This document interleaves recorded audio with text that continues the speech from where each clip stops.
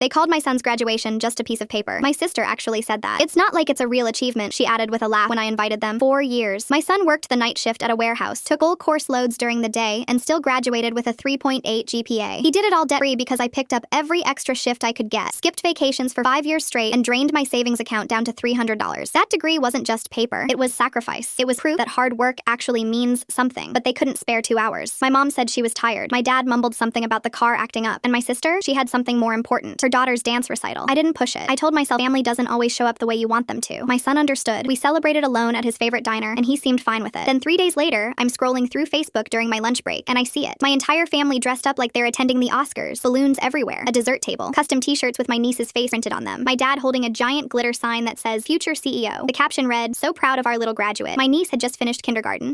They bought her a cap and gown, brought gift bags for her classmates, and my mom was crying in the photos like it was a Nobel Prize ceremony. Not one of them mentioned it to me. Not one of them invited me. I just sat there in the break room staring at my phone, not even hurt anymore, just empty. Then 2 days after that, my dad calls. No small talk, no, how are you? Just panic in his voice. Why didn't the car payment go through? You need to cover it today. That car. The brand new SUV they bought 2 months ago. The one they said they were just looking at when I offered to help them find something affordable. What I didn't know at the time was that they'd already signed the papers. What I also didn't know was that they used my name to do it. I found out by accident. The dealership sent me a welcome packet addressed to me, congratulating me on my new vehicle. When I called them, the woman said cheerfully, Yes, you're listed as the primary borrower on the loan. I confronted my mom that same day. She brushed it off completely. It's just temporary, she said. We'll handle every payment. It's not a big deal. I told her not to miss a single one. She promised she wouldn't. That was 8 weeks ago. Now here we were, 2 months later, and they'd already defaulted. And suddenly, I was important again. Suddenly, my phone number worked. I told my dad I'd call him back. I didn't. Instead, I pulled out the loan papers I'd saved and really looked at them this time. Then I called the dealership directly and asked to see the signature on file. They emailed it to me. It looked like a child tried to forge my handwriting. Different slant, shaky letters, not even close to how I actually signed my name. I knew what that meant. They committed fraud, and I'd already let it slide once. I called a lawyer. He confirmed I had a case, a strong one, but I didn't say anything to them yet. I just waited. 3 days later, my sister shows up at my door with store-bought brownies and that fake smile she uses when she needs money. They were planning a trip to Orlando for my niece's dance competition, booked the hotel, bought the costumes, the whole thing, but their card got declined. She wanted to know if I could spot them just for a few days. I told her no. She stared at me like I'd just slapped her. Then she laughed. You're being dramatic. We're family. This is what we do. I told her I knew about the car, that I'd spoken to a lawyer, that I wasn't covering anything anymore. Her face changed instantly. She didn't even try to deny it, just said, we all help each other sometimes. She stormed out. That night, my mom called crying, saying I was tearing the family apart, but they had no idea what I'd just found, because that morning, I pulled my full credit report, and I saw it. Another account I never opened. Balance, $8,172. Opened 5 months ago. I called the company. After 20 minutes on hold, a supervisor read me the purchase history. A 75-inch TV, 2 leather couches, a gaming console, designer handbags, all delivered to my parents' address. I wrote down every word. Then I just sat there at my kitchen table, staring at the list. Not angry, not shocked, just done. Because while I was working doubles to send my son to college, they were buying luxury furniture on my credit and throwing parties for kindergarten.